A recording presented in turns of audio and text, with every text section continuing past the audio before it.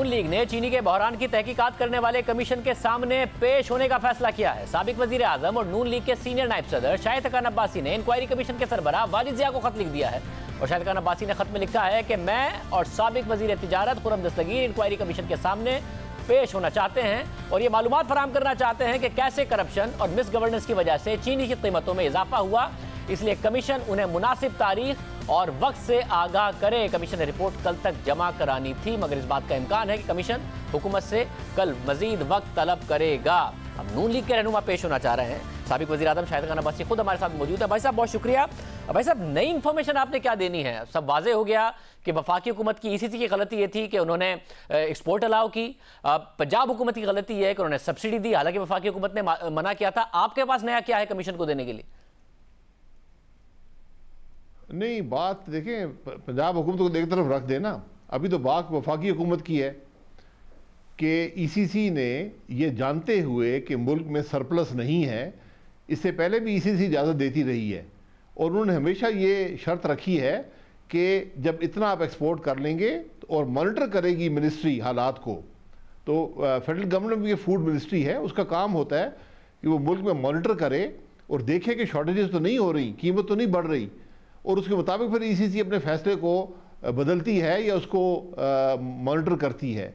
तो एक तो वो फेलियर है कि आपको पता होने के बावजूद कि इतना सरप्लस नहीं है, आपने 1 मिलियन टन की एक दफ़ा में इजाज़त दे दी और उसके 2 महीने बाद फिर आपने 1 लाख टन की और इजाज़त दे दी।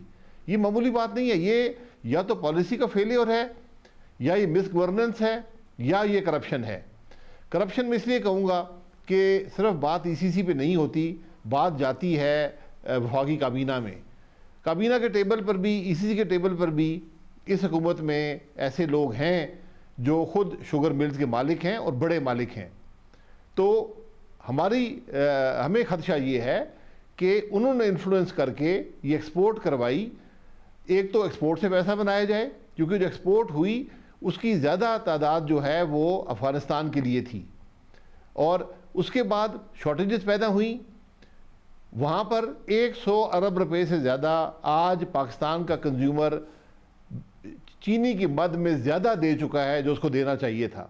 तो जो प्राइस 40% बढ़ी, असल मसला वो है। इस सब मामले का, इस काबीना के फ़ैसले का, ईसीसी के फ़ैसले का असर जो है वो पाकिस्तान की अवाम ने उठाया है, और मामूली असर नहीं है। 100 अरब से ज़्यादा 1 सवा साल के अंदर अवाम को ज़्यादा कीमत अदा करनी पड़ी है चीनी की मद में। अच्छा, यानी आप वफाकी हुकूमत की ये जिम्मेदारी डाल रहे हैं कि उन्होंने कॉन्फ्लिक्ट ऑफ इंटरेस्ट था उन लोगों का जो काबीना में बैठे थे, ये बात भी पहले से आ गई है। आपके पास अलग से क्या है जो आप बताना चाहते हैं?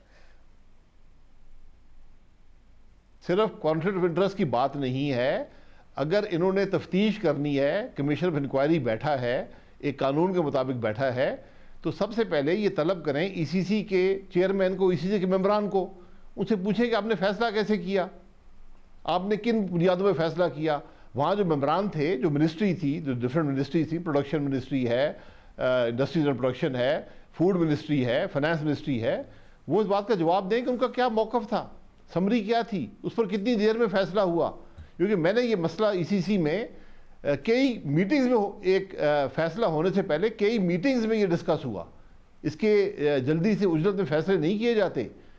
और उसके बाद ये चीज़ वफाकी काबीना में गई, वहाँ पर प्राइम मिनिस्टर साहब मौजूद थे, वो चेयर करते हैं काबीना को, उनको बुलाकर पूछा जाए कि आपने किन बुनियाद पर ये फैसले किए, कि आपको मिसलीड किया गया, कि आपके वज़रा ने बताया नहीं। फिर जो उस टेबल पर जो लोग बैठे थे, जो खुद इससे मुस्तफ़ीद हो रहे थे, क्या वो नहीं बोले? क्या उन्होंने प्राइम मिनिस्टर को प्राइवेटली नहीं बताया कि ये मामला पैदा होगा?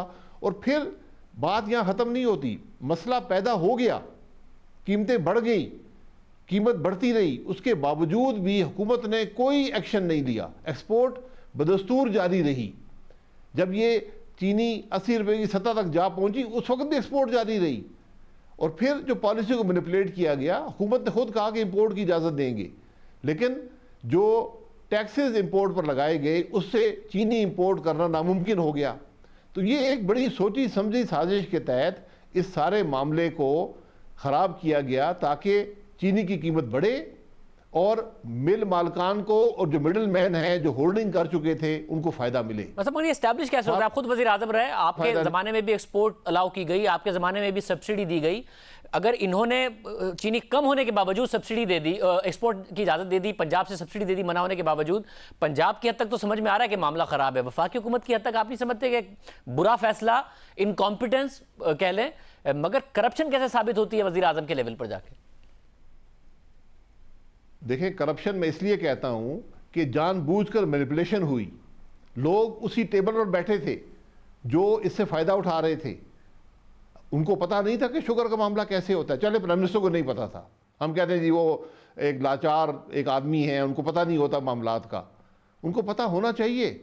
क्या उन्होंने वज़रा से पूछा है? उसके बाद क्या उन्होंने अपनी गलती का इतराफ़ किया कि पाकिस्तान के अवाम को 100 अरब ज़्यादा देना पड़ा?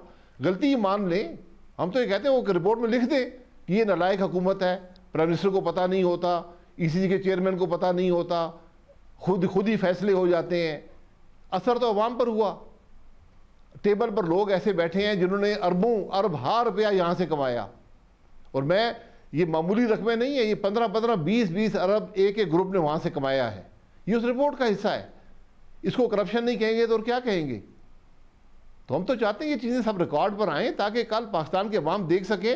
और मैं फिर ये गुजारिश करूँगा कि हमारे ज़माने में भी चीनी एक्सपोर्ट हुई, इससे बहुत ज़्यादा हुई, बहुत बड़ी सब्सिडीज़ दी गई।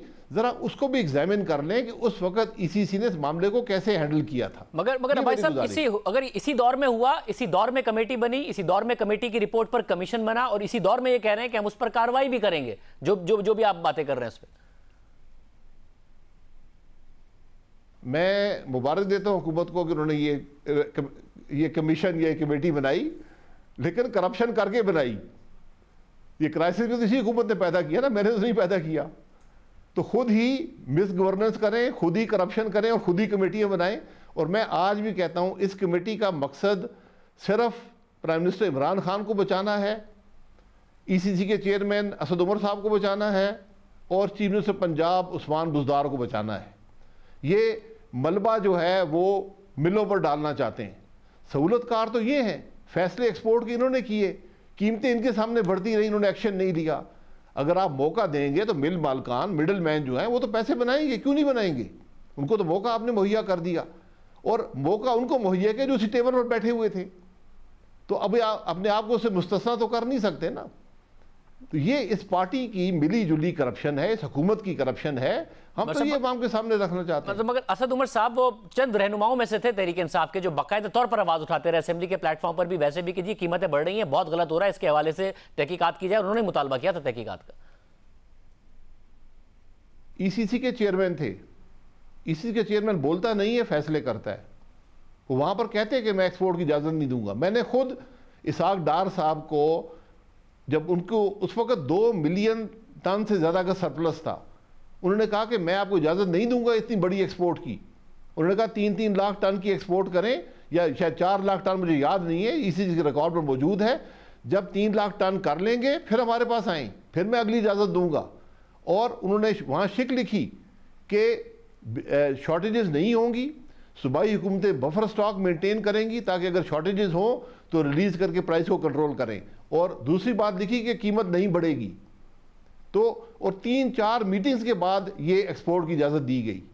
उस वक्त तो बहुत बड़ा क्राइसिस था, क्योंकि अगर एक्सपोर्ट ना की जाती तो सारा जो फार्मिंग सिस्टम था कोलैप्स कर जाता। बहुत ज़्यादा प्रोडक्शन हुई थी, बहुत ज़्यादा चीनी की सरप्लस थी और एक क्राइसिस की सिचुएशन थी। और उसके बाद ये भी फैसला वहाँ पर किया गया कि इसके बाद वफाकी हुकूमत सब्सिडी नहीं देगी।